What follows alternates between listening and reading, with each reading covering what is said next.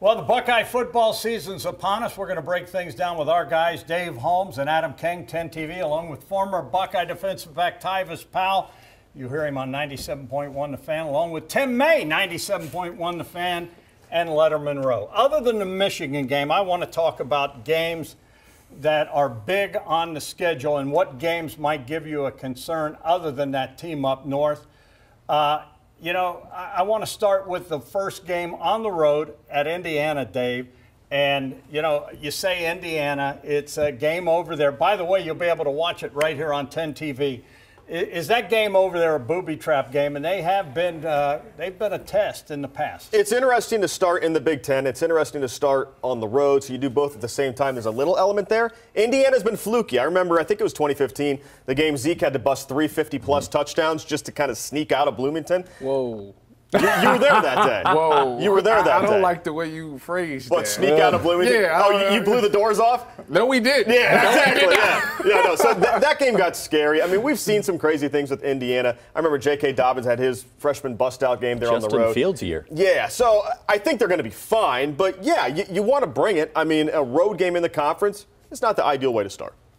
Tim, non-conference, the Buckeyes host Youngstown State, Western Kentucky. You told me the other day you were a little worried. Not worried. Western What I told you, said don't sleep on Western Kentucky. What I told you was, has Ohio State fixed its pass defense? It's give up the big play pass defense. Yeah. Austin Reed led the nation in passing last year. He's the quarterback at Western Kentucky. They had the best passing attack in the nation from a prolific standpoint. They will get a test in that game. All right. Because you heard it here first. Tim guarantees a loss. The Hilltoppers are going to come in throwing it from beginning to end. Yep. Adam, September 23rd, the Buckeyes get the rematch with Marcus Freeman, Notre Dame, over there, a night game. Is that a booby trap game? Well, I don't think it can be a booby trap because if you're stumbling past that game, you obviously haven't looked at the calendar. Yeah. I will say it feels weird because last year this felt like the biggest opener in Ohio State history. It felt like there was so much hoopla around this game. And now it feels like, oh, they're going up to Notre Dame week 3. That'll be kind of cool and see how that goes. I think that's because, one, Ohio State's still trying to figure some things out at quarterback. And two, Notre Dame's got a lot of questions of their own. I mean, you're not seeing them in the top 5 preseason polls sticking around this year. So I don't think it's a booby trap game. I do think it is the game where you truly learn whoever is QB1, are they truly ready to be quarterback one for this Buckeye team? But you do believe Notre Dame's going to be more competent at quarterback with Sam Hartman. I mean, it's funny Tyler Buckner, who started against Ohio State last year, could be the starting quarterback at Alabama. Yeah. That's crazy when you think about it. But it has all the makings of maybe being a better game this year. Yeah. And Tyvis, that's why I say a booby trap game from the standpoint I'm listening to Buckeye Nation and fans are going, oh, Ohio State will go up. Would you see what we did to them a year ago? Well, the game was closer than and you know, you hear the prognosticator saying, oh, Ohio State's going to go there and roll. I mean, that game worries me. Wait a minute, hold on, because let's remember that Ohio State opened up the season against them last year. They had a brand new defensive coordinator. First player of the game, obviously it's a huge play. It was almost a sack. Almost don't count. We're not here for that. Keyword. So you got to realize that they were still learning the defense. It was a lot of adjustments going on. And I think now that it's year 2 in the defense, I can speak from experience, you're more confident. So I don't think we'll see those things. I think Jim Knowles has done a great job of addressing things, such as the jack position, putting Jack Sawyer's hand back in the ground, you know, getting more guys out there, Sonny Styles, Lathan Ransom, these guys, Hicks. moving these corners, playing them off sometimes, you know, things like that. So the little details is going to make this defense a lot better. Penn State comes to town October 21st. They're going to come in here. They're going to want to beat Ohio State. They're getting love. They're ranked.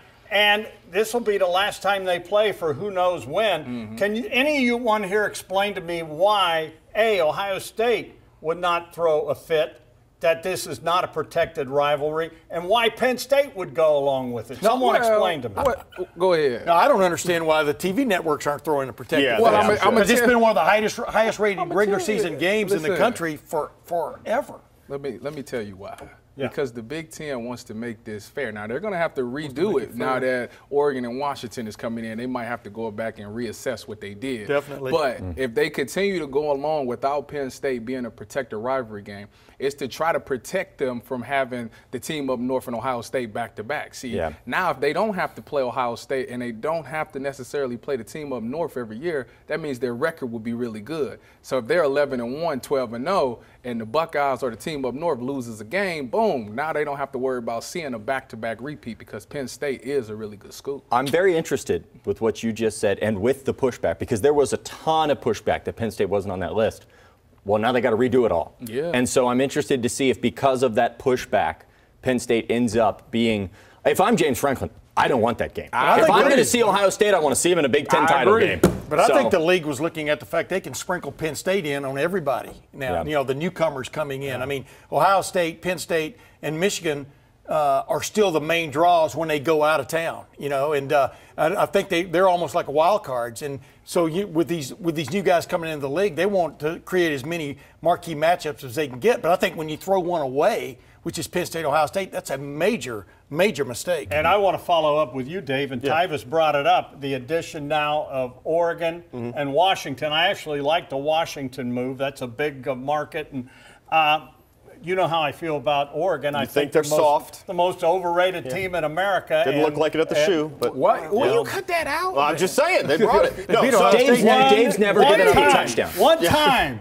That does not. Okay. But I mean, do you like it? Okay, so first off, I think it's dumb. That's a whole other roundtable if you want to get into I'm just the asking. realignment. No, I don't like it. So I don't like it overall because at this point, let's just do the NFL thing. 9-3 gets you in the playoffs, and let's play. That's what it needs to do. But back to Penn State.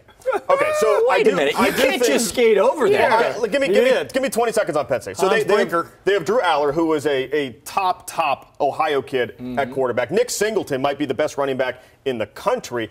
They've scared the Buckeyes at the shoe a little bit in the past. So, you know, I know Indiana Jones here keeps talking about booby traps. I think if there is one, a home game, you feel this false sense of security. That one makes me slightly nervous. Worries me sick. Hey, that said, the realignment's trash. The realignment is trash. Listen, you're the guy that I got annoyed with on Twitter. It's not doomsday. There's only one negative thing about the realignment. What's that, Tyvus? And that is the fact that the families won't be able to travel to some of these games. Outside of that, it's great for preparing them. What do you mean? They're making money. I agree. No, he's right. I can't wait to watch Rutgers softball fly to Washington. Listen, you get better matchups that people actually want to tune in to watch. Other sports besides football. So you make that, okay. You also want these guys want to go professional. Guess what? They're going to play more big games in their careers. So now they got a better chance of performing well and making it to the next level. So it's better from a film aspect. You would rather see Ohio State play Rutgers than play Oregon? But let's not forget that Rutgers was actually part of expansion. That was part of the problem, too. Rutgers should have never You'd rather see Ohio State play Purdue than Oregon? You can drive to Rutgers. Yeah, you can drive to Rutgers. And Rutgers has got the New York market. All right. After Penn State, things only get tougher, and this game scares the heck out of me. A trip to Madison, which is, and you've been, and Tim, you've been, and Tyvus, you've played up there. To me, that's got to be the. If Penn State are there, it's a flip. Which is tougher to go to when Happy they do that Valley jump is around. tough. Yeah, but to go up there with Luke Fickell, jumping around. I mean, holy smokes! Tell me why it'll be fine. Can someone tell me why it should? Well, it'll be fine because this is just year one with Coach Fick. Exactly. So he won't have all of his guys there. Now, maybe in a couple of years when his recruits get there and he develops his players and they come through his system, then, yeah, they'll still be very scary. But, you know, now a lot of his guys that's on his rosters are guys that he inherited. So, therefore, they won't be exactly ready or up to the standard. But they will be a really good game because Coach Fick is a really good coach. I mean, I love Coach Fick. I'd run through a wall for Coach Fick. So he's going to have his guys have that same passion and energy. I just don't think right now, recruiting-wise, with what they already had, it wonon't be a matchup for Ohio State. And it is a tough place to play. It is. As you jump around is only fun when you win it. Exactly, number one. And then number two, they have changed things. This isn't going to be Wisconsin of last year or the last 50 years. This is going to be a new, wide open kind of spread offense they've gone to. It's going to be a different look, but it's probably going to be more taxing on them than maybe it is Ohio State at that point in his first season as the head coach. When I was in Toledo, I would cover Michigan and Ohio State equally up there, and I remember Rich Rod's first year at Michigan, and he was trying to go spread with the old personnel, and it was a bit of a square peg round hole.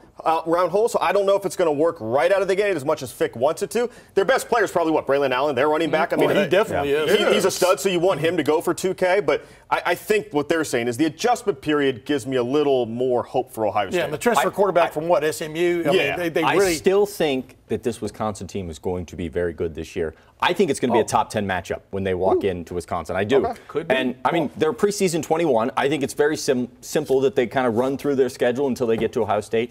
And I know this doesn't make any sense.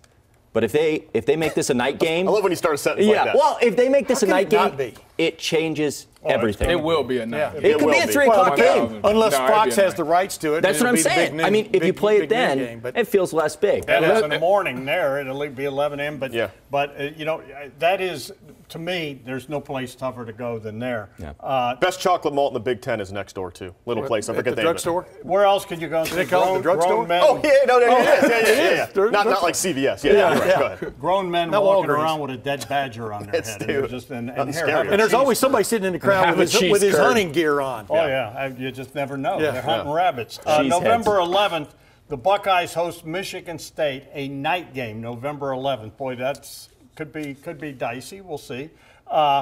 Mel Tucker, 18-14 since taking over, including a disappointing 5-7 last season, guys.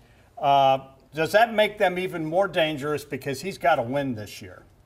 Does it make them dangerous? I mean, yeah, you guys are desperate. When you get desperate, you'll do anything to win a game for sure. Now, you always have to be on high alert for that. But unless he gets Kenneth Walker again out that transfer portal, I don't really see it happening. Yeah. Like I say, Michigan State, they were good back when I were playing. Something happened up there where the recruiting has died down a lot. So, like I say, athlete for athlete, they can't match. He went big time into the transfer portal, and he did it again this year. But we don't even know how those pieces are going to go together as we discuss this right now. But he's really banking on that turning it around. All right, guys, last thing, and you know I'm on record, Indiana Jones schedule, full of booby traps. We'll start with Tyvus. What is their record this year?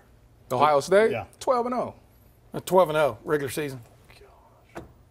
Is he pointing at him? Oh, me? 11-1. 12-0. Ask him who the one is. Ask him who who's the one? So that's the beauty about doing this, guys. I don't have to name the one. You do. You just put you on the no, spot. it's like a 4-leg parlay. I just think at Notre Dame, at Wisconsin, home Penn State. I just think there's enough on there that it wouldn't shock me. Who was the last one that you wanted to put in your parlay? I'm trying to think who my 4th team was, and it's not Michigan State. But anyway, I just think it wouldn't shock me with a new quarterback and 3 new offensive linemen if they have a slip-up. I just know Ohio State wants to play for the first time ever 4 games. Michigan. Yeah, 4 that's games. what I was waiting on you to say. Ohio State wants to, for the first time ever, play 4 games in the state of Indiana, which would mean the Big Ten championship game. I think they'd get it done. Well, I got them. I got them going 12-0 and winning in the Big Ten title game. This is a payback year. Ryan Day and the boys are coming to that team up north. All right, guys, great stuff. Keep it on 10 TV 97.1 The Fan for all your Buckeye coverage needs.